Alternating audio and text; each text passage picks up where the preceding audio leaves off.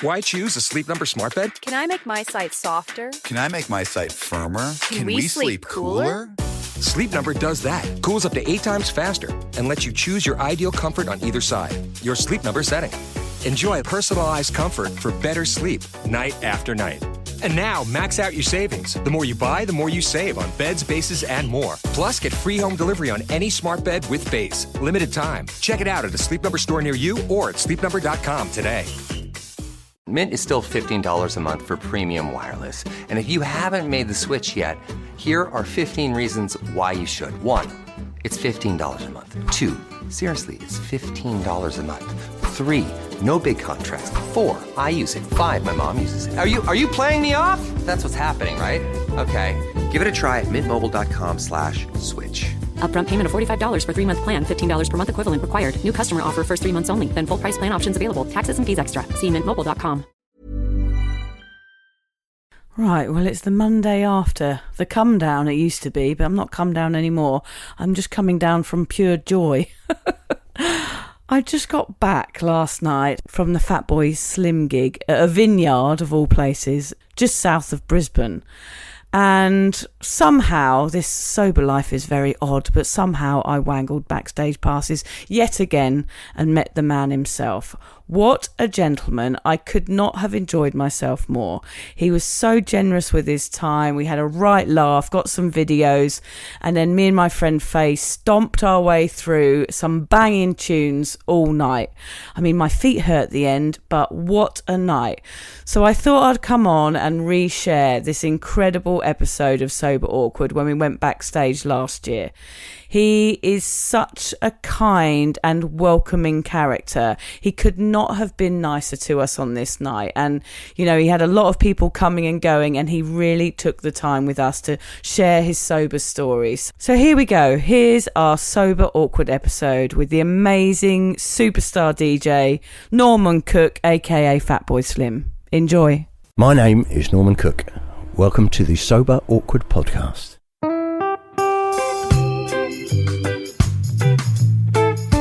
Have you ever woken up on a Sunday morning and said, I'm never drinking again, and then found yourself waving $50 at a barman by happy hour? Are you wondering why everyone else can stop at 1 while you head to a dodgy after party with a weird bloke called Disco Dave? If so, it might be time to take a deeper look at your relationship with your reliable social crutch, alcohol. On each episode, we'll investigate our own dysfunctional dealings with booze and find out if it's possible to stop this deeply ingrained habit before things get too messy. Yep, we're going to open up a shame shed of humiliating drinking stories to help you understand why waking up from a booze coma each weekend with a kebab sticking out of your top pocket might actually be negatively impacting your health. Hamish and I are here to delve into what it's like being sober, an unwanted warts and all look into why giving up those cheeky pints or putting down those mummy wines will make you feel happier, help your anxiety and mental health, and turn you into the most sparkly, authentic version of you. Won't that mean I become boring though, Vic? Well, Hamish, we'll just have to wait and see. I'm Victoria Vanstone. I'm Hamish Adams-Cairns. And this is Sober Awkward.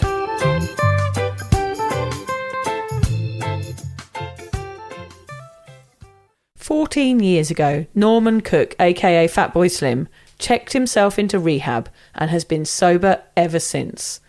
Following on from last week's episode on sober dancing, we wanted to sit down with the godfather of raving to hear his experiences of partying without alcohol.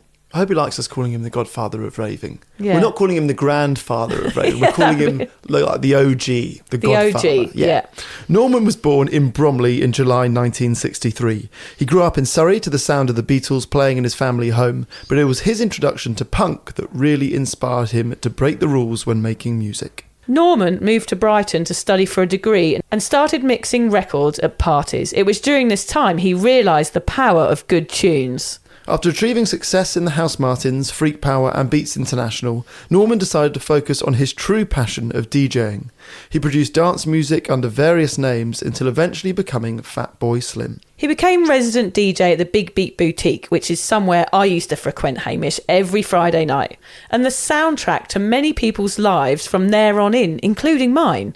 Following the success of the club, he signed to Damien Harris's newly formed Skint Records as Fatboy Slim and released Santa Cruz, his first single. He subsequently became Big Beat's best known and most successful artist, turning Norman into an international superstar DJ. The single Praise You topped the UK chart in 1999, while his second album, You've Come a Long Way Baby, knocked Robbie Williams off the top spot. Since then, he has continued to rule dance floors across the world with funky breakbeats and catchy riffs. I sound like such a dork when I say that. No, funky breakbeats and catchy riffs. Something your mum would say. Like a nerd. Norman has sold over 8 million albums worldwide, and his new documentary, Right Here, Right Now, is out now. It tells the story of his iconic Big Beach Boutique 2 party on Brighton Beach in 2002, in which 250,000 people attended. It has been described as one of the biggest events the UK has ever seen. Oh, I was there, Hamish. Of course I was, stomping on the dance floor. He describes himself as just a party fiend who nicks bits of other people's records. But he is much more than that to us and millions of people all over the world. Norman is nearly 60 and is proving that you can not only keep partying at his age, you can also do it sober. Norman said he doesn't want to be a spokesperson for sobriety, but we feel confident that his story of finding a sober life, despite his career and fame, will give hope to others that are scared of stepping into the sober world. Back down under for the first time since 2020, Cook is no stranger to Australia, a place that has embraced him early on in his career. We are privileged he talked to Vic, Lucy and I before his recent gig in Brisbane. Here's our interview with Norman Cook.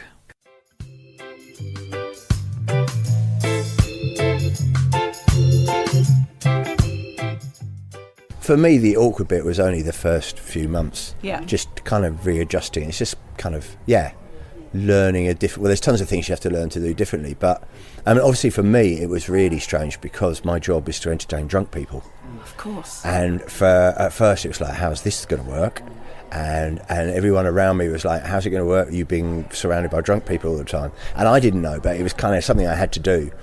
And I had to face up to the fact that if that meant that I couldn't DJ anymore or couldn't do my job anymore, then so be it. You know, I was done. Really a make or break for you. It was, yeah. I mean, the first gig I did sober was really like, I was, all those things that you hear about, you know, wanting to shit yourself, your knees turning to jelly, being stiff. I was like, all these physical manifestations of abject fear and horror about what might happen. Yeah. And, because there was a lot riding on it, because I'd sort of made the decision that I was going to be sober, and it was like, well, now we find out whether you've also got to make a big career change as well. Well, you're going to have to go and work at Sainsbury's for the rest of your life. Yeah, that was on the cards.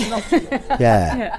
I wanted to be a fireman, actually. That's another story. Yeah, there you go. So, and the first couple of gigs were kind of all right, but I was in the moment too much, because most of the time when you're playing, you don't want to be, you want to go with the, cause you want to be in the moment that everybody else is having, not in your own little private head. And I found all these voices were just talking to me, going, so why do you want to play that record next? Do you think they're going to like that? And I'm like, yeah, they generally do. So why are you going to play it next? It's like, I don't know. Yeah. And it's like a level of awareness, isn't it? Yeah, well, and the thing is, what you're doing when you're DJing is selling escapism, and it's like, there is no rhyme or reason to it. So at first I was having this internal dialogue with the rest of myself, you know, going, why are you doing? And they're just like, I don't know, let's just try it and see. It seems to be going all right. And then all the while I'm doing this, I don't know what my face must have looked like. People watching me DJ, and instead of giving it all out, I'm just like... Talking to yourself. Having a little conversation with myself. So it took a while to switch the thoughts and doubts off and just go, you know what? All you're playing is a load of squelching noises, but they're loving it, and they always did, and that's what you loved, and it is just squelching noises, but it turns people on. Yeah. And after about the fourth or the fifth gig, I played this festival in Japan, and Japanese people are just the most beautiful of audiences, and they were just having so much fun. I was like, that's what it is. I'm just facilitating them to have the night of their life. It doesn't involve me being the life and soul of the party, i.e. as drunk as they are. I can just be guiding them, shepherding them in their night out. And from then on, it's like, yeah, no, I get it. And then I stop doubting myself and just go with it. And I kind of, because I kind of I don't know whether I'm definitely not awkward on stage. No. I definitely don't think there's sometimes if I play during daylight, sometimes I look down at my legs and I think, my God, you are a 60-year-old man. But if it's in the dark, I can maintain the illusion that I'm not a 60-year-old man. But more importantly, I get off on the fun that they're having, but I'm doing it in a controlled way. And I know what I'm doing, and I'm pushing their buttons and turning them on and facilitating them having and I have the great night out because they're having a great night out. But when I finish playing, I switch straight back into being normal, and I go to bed, and I wake up feeling with that moral higher ground the next day of not feeling like shit and not wondering what I did after the show, you know. So and it works for me. I think that was 14 years ago, and my DJing has gone from strength to strength, and I see, you know, but it's funny because sometimes you look at social media in the comments section, and someone will always go, I thought he was supposed to be sober. Look at him, he's off his nut. What's he on? That gives me the biggest buzz when I overhear someone go, that guy's not even drinking, look at the way he dances. I'm like, yes, I'm finally really, because you see that potentially would make me feel awkward. I'm thinking, is he just pretending? But because I'm there and I'm right in the thick of it, I think it's justifiable that I'm so overexcited about, because I love my job and I'm in there with them, and you know, because I do get sort of intoxicated by it all. I think I might question if he were just somebody, you know. But then he's extrovert. It's just a fault in my character, isn't it? But yeah, I think that if you can get your head into that kind of stuff, I mean, I always think that there's so much drugs and alcohol still rattling around in there. We just need something to rattle them loose, and they kind of all come out again.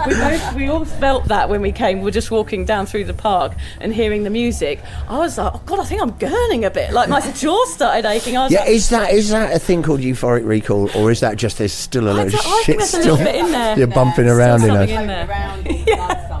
Do you still feel responsible for everybody? I know when I was a big drinker and a big party girl, I had this reputation that I took along everywhere with me, and I felt responsible for everybody in the room. Like at the Big Beat Boutique when I used to come, I used to feel like it was my responsibility to make everybody happy. That's funny, because I always thought it was my responsibility to make people happy. I was trying to get your job.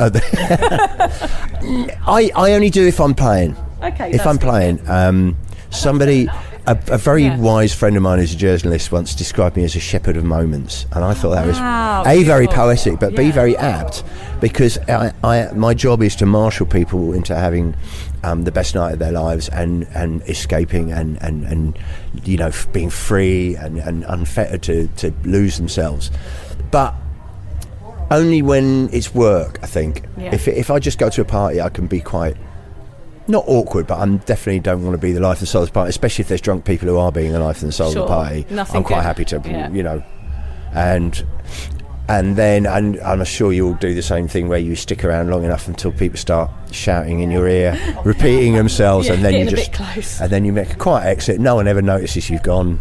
So we talk about that a lot. It says the one thing also people have got in common is we're like masters at leaving a party without saying goodbye. Just slowly it gets to that time, usually about 10 o'clock, and then just and you know when it's time to go. But it took a while to realise that you don't have to say goodbye to everyone, because A, they won't miss you, and B, they won't care, and C, they won't remember what time you went. They won't go, you went quite early last night. They just go, what did I do? Caught up in their own anxiety, aren't they? They are. I was quite interested. I've got a question for you, which is, it leads into what you were saying about, you know, you found out that even though you were sober, you were still a good DJ. My 17-year-old daughter went to the festival that you were just talking about, and I said to her, who's playing? And she reeled off a few names. I hadn't heard of them. And then she said, Fatboy Slim. And I'm like, what? Fatboy Slim? I didn't know you were into Fatboy Slim. She said, yeah, me and my mates love Fatboy Slim. And I was a little bit protective. I was like, you know, he's our era. He's not your era. And she went and she saw you, and she was buzzing. She saw you and she loved it. And it made me realise how you've just covered the ages, 20 plus years of playing to the people and playing to the people's kids, and you've done it so brilliantly. Do you think you could have done it that well if you were off your rocker the whole time? That's a very interesting question. I don't know the answer to that, because it's a moot point about whether I'm actually a better DJ when I'm drunk in the moment with everyone, or whether I'm kind of cynically thinking, oh, you'll like this. And you know, some people might say that it's not as effortless and natural as when you are having the party with them. That maybe is slightly cynical. But I think I give a better show because I'm more on it, but it's more calculated. I'm literally. You're a better guide. But I'm a better guide at shepherding them through the night out. I did 30 years of being in the night out, so I know what it involves. I think for me the most important thing is that I turned 60 this year and I'm still doing this. I'm still getting away with it. I'm still physically capable of doing it. And that would not have been the case had I still been drinking. It was beginning to really hurt. And that was 14 years ago. So look, the legs really would have looked awful, wouldn't they?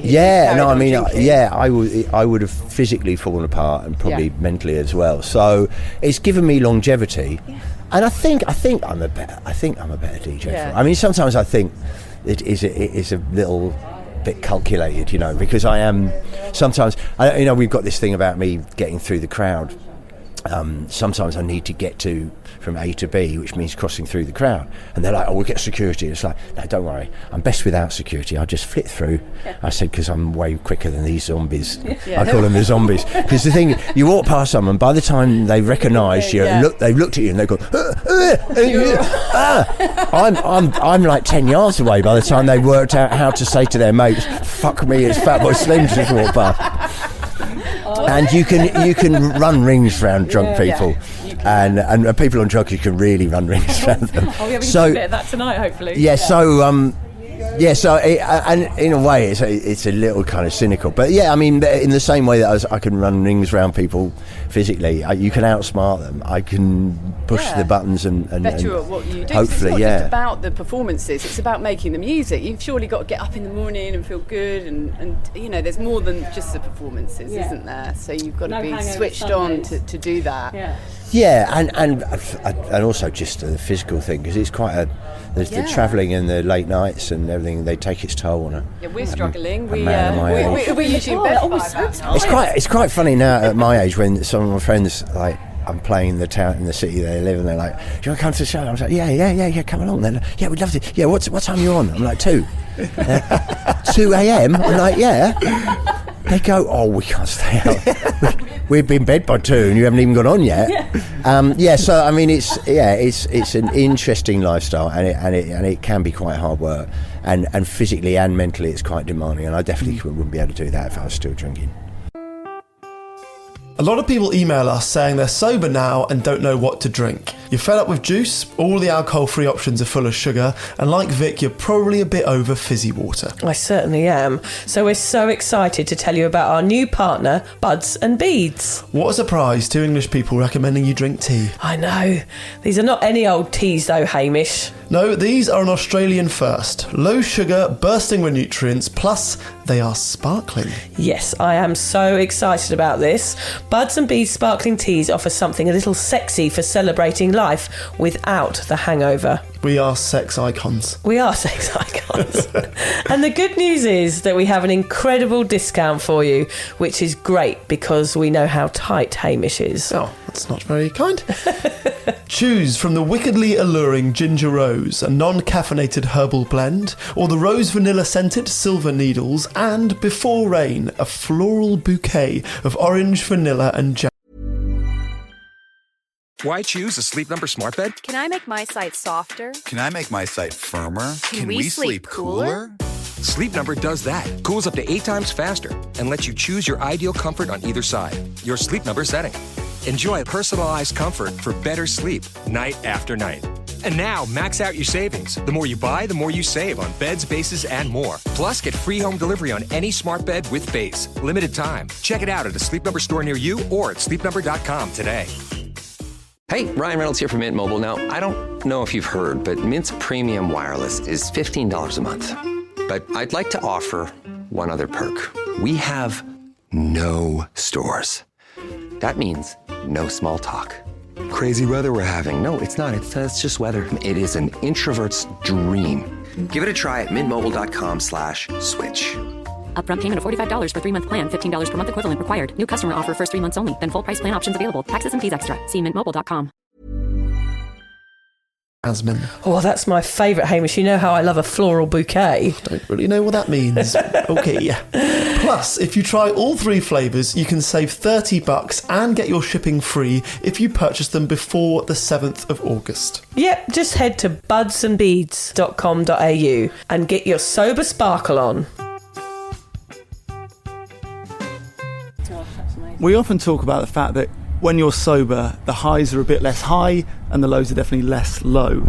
But I heard you say recently that you've only started like crying with emotion on stage since going sober. Have you found it's more emotive performing sober than back in the day?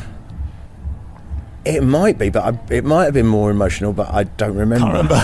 Yeah. No, I don't think it's emotional. I think it was a different thing. I mean, I think when you're high, you're high and you're like, I am so fucking high. I fucking love this. But I don't know if that's an emotion or just you're just high, you know. And the next day you can't really remember any specifics of the emotions apart from I was really fucking high. Yeah. Whereas now it's kind of there'll be something a bit more spiritual to if I have a really good night, it's because something really beautiful has happened, or I've really felt like we've all connected, or and emotional. But the lows as well. I mean, I went through a difficult divorce, and it's quite weird. The effect Feeling that music had, because I'd always done that to other people, and they'd been like, you could see people on a bit of like that kind of night out, and you want to turn their tears into joy, or like, I will survive, you know. Yeah. And there are certain songs that I've been playing for years, and all of a sudden, they kind of like, oh my god, this is about what I'm going through right now, and I'm supposed to be doing this to them, and I'm doing it to myself, and so I mean, music can be so emotive. Yeah. It can trigger so many emotions, but I think when I was high, I don't think it was so much emotion. It was just ecstasy. Yeah. Too many E's. Yeah. Oh gosh, yeah, it's crazy looking back on it. I have a confession to make, actually. I in your last gig at the old Concorde, when it was just before it was knocked down, you remember the VIP section? You went through that funny little door to the side. I unplugged the speakers and plugged in a industrial floor buffer that night and unplugged you from your final night at the Concorde, so I had to apologise. Oh, don't worry, I've kind of figured that it was me cut through the cables, because do you remember I was sawing everything? I do think you remember that. Because the manager said, oh, will you come and play the last ever set before we demolish it? And I'm like, yeah. I said, if you demolish it, can I take a piece of the dance floor? Because that was like our spiritual home. Yeah. I said, can we take a piece of the dance floor home at the end of the night? He went, bring tools. He said, you can take whatever you want. It's going to be knocked down tomorrow. So I turned up with a sledgehammer, a saw, and a jemmy, and I started taking bits, and the owners thought it was hilarious. So I was like kind of making a big thing, and we smashed up the dressing room. We were taking bits of it out, but there was a point during the set, and there was a big pillar in the middle of the stage. There was, yeah. And I was just DJing with a saw, like DJing with one hand and sawing the pillar with the other. Yeah. And then the sound kind of came running up to me, going, no, stop. And I said, no, it's all right. Chris said it was Chris. I said, Chris said it was all right. He said to bring this out. He said, no, it's not that. He said the power lines are in that. There you go. So I was actually helping you out. If anything had gone wrong, I would have assumed it was me and my mates who were smashing the whole place up. I got in big trouble. I did get in big trouble. Really? Did you get a piece of the club at the end of the night? No, I stole the industrial floor buffer, and I pulled it out of the front door, and I went up Brighton Seafront dragging this thing, and the bouncers, I don't remember the bouncers that all had plucked eyebrows, they're all running after me, going, Vicky, come back, you can't have that. Those and Perv were caught the me and days. dragged me back. I Those got in were big the trouble. days. Yeah. Did you? Go on. You didn't go to the power station afterwards, did you? Oh, I can't remember. We all went back to mine. I just moved down to Port Slade. Yes. And someone said, the power station's been blown up at dawn. So we all walked down. You can imagine the state we were in.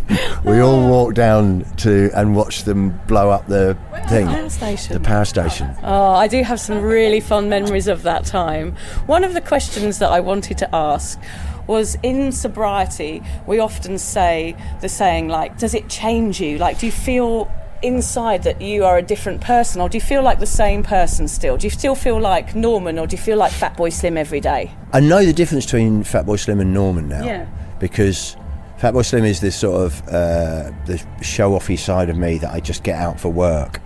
But back in the day, I would take Fatboy Slim home with me, because I'd still be, drinking. And then Fatboy Slim would attempt to be a dad the next day. Not always the best thing to do. And whereas now I can be as irresponsible as I like on stage because I know I don't take any of it home. And so I think Norman's just there all the time. And Norman was always quite a nice bloke, and he cared about others, and he was fairly responsible.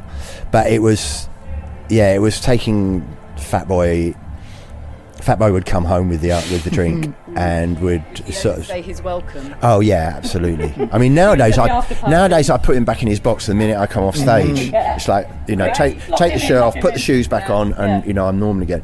But in those days it would go on for days, and so yeah, I think I think I'm a more complete and responsible and nicer person, without being. I'm probably not as funny as I used to be. I don't know. I mean, the worst thing about me was I was a really good drunk. Yeah. I was really good. I never woke up in the wrong bed. I always managed to get myself home. I never broke anything or lost anything, and I was very, very funny. And that's why I got away with it for so long. When it was beginning, when the cracks were beginning to show with me, nobody around me was going, "Oh, you've got to sort yourself out because you're a fucking nightmare." Yeah. Everyone just thought I was really funny. I mean, they knew not to let me drive anywhere. They told you. Yeah. So what were the cracks then for you? Health. I just felt sick and tired all the time. Just obvious shakes. I used to get the DT so bad in the mornings, and then if I had to do something that involved driving, I couldn't have a drink, and so the day went on, I'd be like that. So I knew that was wrong, and just my relationship with Zoe gave up just before me, and then she gave up like 3 weeks before me, and those 3 weeks it was very apparent that our relationship was untenable with her sober and me drunk, or her trying to get sober and me still drunk. And it was just. And when I went to rehab, it was everybody was they had writing out lists of the things you've lost and people you've lost, and I was really lucky because I hadn't yet lost my job, my driving license, my kids, my partner. But I think I was teetering on the edge. It was getting to that point, and but I think, mainly it was my health. Just I was 46. Yeah. I was 46, and I'd been drinking hard for 30 years. Yeah. And in my business, you could do it. Could. Someone would always drive you.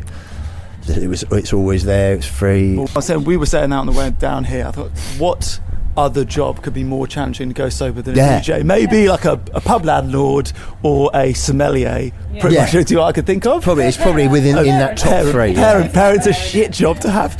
But then we thought, because we always think, how do we get our buzz? How do we still get a buzz without alcohol? And I heard your routine before going on stage is shoes off, Hawaiian shirt on, Red Bull, 3 Red Bulls, and then 3 Red Bulls, and then slap in the face by Al, the tour manager. Well, the slap in the face replaced my old little bump that used to get me fighting when I went on stage. Is he a great slapper? Al is a fabulous slapper. And how hard are we talking? Are we talking like you come on with a red face? Yeah. A lot of times you might notice there's he gives me a proper thwack. It's a very skilled job that he's been doing a long time. Isn't it? Every now and then somebody else has a try, and they always bottle it because you can see him standing there going, right, how shall I do it? And it's like he's just about to go on stage. What if I fuck him up? What if what if I give him a nosebleed or something? Do you want us to have a go? No, not really. No, not particularly. The last time I dared someone to do it, they did it really hard. I told them that. I told them that, and I think it was my nephew or something like that. It was somebody who, and they really cracked me up. But no, Al can do it. Al, he's really measured, but you have to not get the ear, because if you hit the ear, it's got to be cheek. So it's got to be just on the cheek. Is it always the same side? No, it does both. It's a double slap. Oh yeah, I'd go on lopsided otherwise. Oh, it's a good point. Yeah, it's a double slap. Okay. You and I were only slappers back in the day, weren't we? In the drinking days. You're still a bit of a slapper now, yeah. But that's a little bit of it just replicates that, that kind of buzz. Yeah. Kind of a wake up before the show. I mean, I was sure if there's a little bit, I don't know, there's kind of It's that people who self-harm and go, I just wanted to feel something. Yeah. Just It's a bit like that. It's just, oh gosh. But it just gets my adrenaline going. And it helps me get into character. I get a cup of tea now. Cup of tea rather than a slap on the face. Cup of Really? tea. Yeah. I'll slap you. You can slap me if you want. I don't think we're going to bring that into the podcast. Okay. Hamish. I think that's probably a bad. You slap me. You slap me has got less issues, I think socially. I think that's a whole different episode. Yeah. The slapping episode. Yeah. Al, for the purposes of the podcast, can you give me a slap? They want to know how hard you do it. I've got to film it. We've got to film it.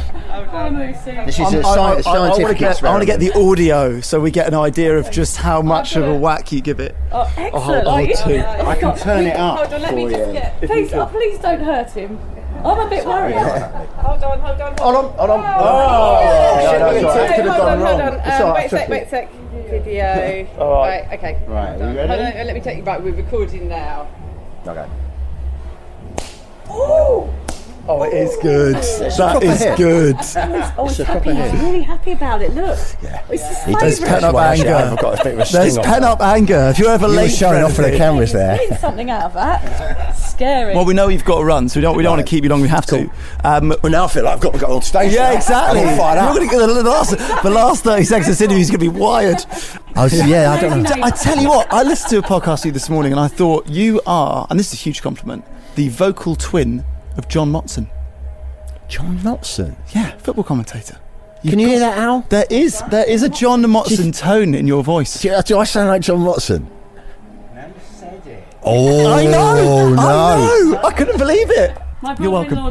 Thank you. Yeah, I take that as a compliment. Thank you. It is. Fabulous. Thank you. We just want to thank you so much, that's Norman, all right. for coming on our little podcast. Well, It means thanks really for having means me. the world. And yeah, may your days never be so awkward.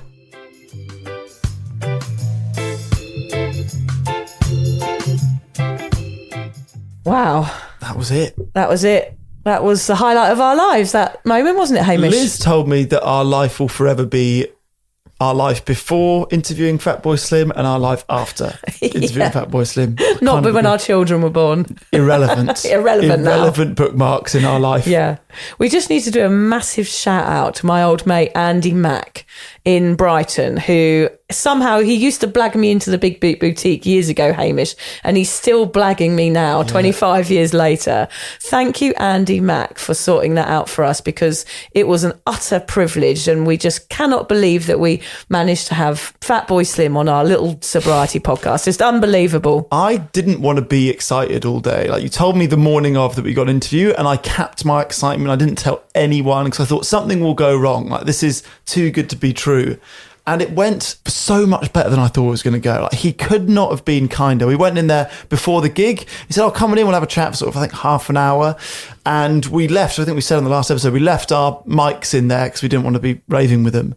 And afterwards, we'll just grab the mics. He said, come back in. It's a sober crew, and gave us another 35 minutes of just sort of hanging out. We didn't record that, but he was just such a wonderful guy, wasn't he? I kind of knew he would be, and he did not disappoint. The thing is, I was a bit overexcited, so I was probably talking a bit too much. He probably thought I was a bit mad, but I don't really care. He was so friendly. He didn't tell me I was mad, which was good. I think I was all over him like a rash. Yeah, you were. He did describe our dancing as not awkward. Okay, well, that's good. It's good, isn't it? Yeah, I was a little bit awkward, but he was so friendly and kind to us. It was all hugs and kisses at the end, wasn't it? Well, I felt like I'd made a new mate. And it was nice to get Lucy in. It was like all the team back together, wasn't it? It was, apart from Alan, the miserable bastard. Oh, yeah. Yeah, he wasn't coming. We also want to do a big shout out to Al, who was his tour manager. He was also extremely kind to us, and we couldn't have felt more welcomed into that environment. Even though we were nervous, they were so accepting of us and friendly. It just was amazing. I can't quite get over it, Hamish. No, it's surreal even listening back to it. We never said that we would do interviews, but I kind of feel like if you're going to break the rule for anyone, Fatboy Slim is the one. That was the one, wasn't it? Yeah. We broke all the sober awkward rules, and I'm so glad that we did. Yeah. I hope his story can inspire you. I always thought, God, if a superstar DJ who gets offered booze and drugs for free can give up alcohol, you can do it. Absolutely. What an inspiration. Thanks, Fatboy Slim. Yeah. Thank you for listening. Thanks for listening, everyone.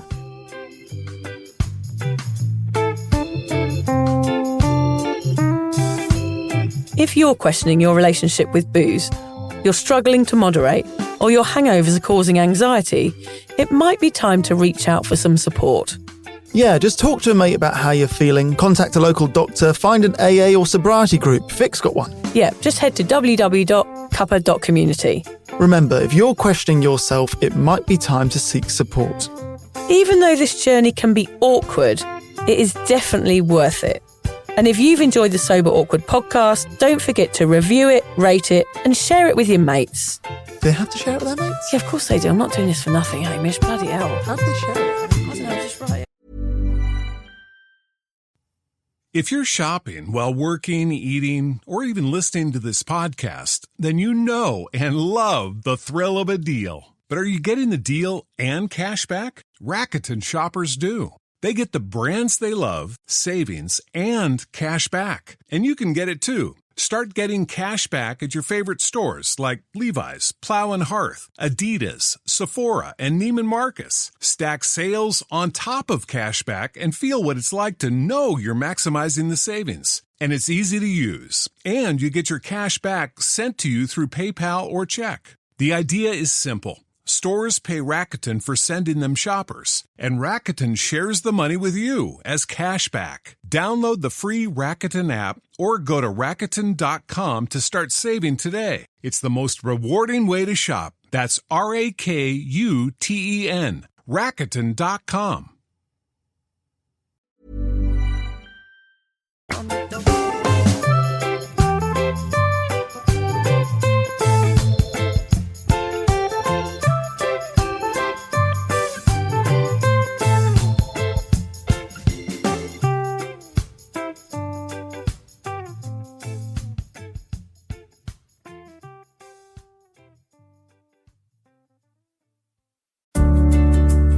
Hi there.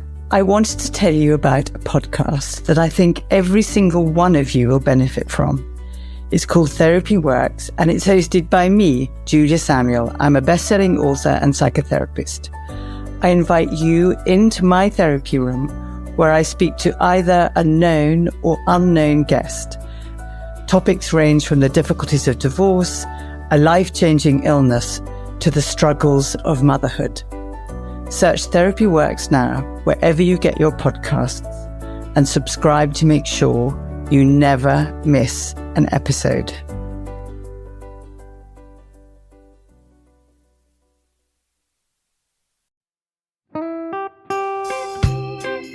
So, as you probably know, my comedy memoir, 1,000 Wasted Sundays, is officially out. All my magnificent fuck-uppery in one awkward hit. If you'd like to get your hands on a copy, it's now available from all good bookstores. We always say all good bookstores, don't we? Yeah. Are there bad bookstores? No, it's probably ones with moody sellers. Oh yeah, really depressed librarian folk. Yes, okay, yeah. So there are probably some, but we're only storing it in the good ones. It's only made it into the goodies. You can also get it from all good online retailers. The print version and ebook are out now, and the audiobook will be available in March. I've been writing my memoir for 5 years. It will make you laugh, cry and cringe, and hopefully inspire a few people to reconsider their relationship with booze. If you love the podcast, then I think you'll love the book, even if I do say so myself. Hamish has read it. What did you think? I feel like I know a little bit too much about you now, to be honest, Vic. Look, I really loved it. It was hilarious and surprisingly moving, but I feel like I've seen you naked in a literary sense. Yeah. Does that make sense? Yeah, that's worrying. Yeah. From an emotional point of view, seriously, it wobbled my teeny weeny wooden heart, Vic. Okay. My teeny little wooden heart. Well, his wooden heart is broken. Anyway, so if you do manage to get your filthy mitts on a copy, please do me a favour and head to goodreads.com and give me a review. Doing that will help me get it out there to those that need a bit of sober support. So there you have it. My story, unwanted warts and all. Come and get awkward with me. Not to be too demanding or anything, but seriously, go and buy it now. Go and buy it right now. Yeah, don't just tell your friends, buy it, and then buy your friends one or two. Yeah, don't give them a copy, buy it, yeah. And you know what, don't be careful where you store it. If you lose it, you can always buy another 5. Buy another one. Yeah.